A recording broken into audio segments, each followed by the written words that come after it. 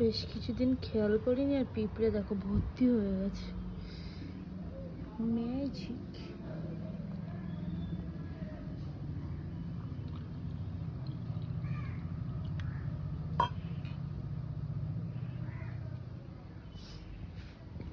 এক ভদ্র মহিলা, এই যে ওনার পতিদেব চলে এসছেন। এবার সব বার হচ্ছে, ওই যে আস্তে আস্তে, ওই যে টুকটুক করে, ওই দেখো, ওই দেখো, ওই দেখো, ওই দেখো, সব দল বল নিয়ে ছুটে আসছে।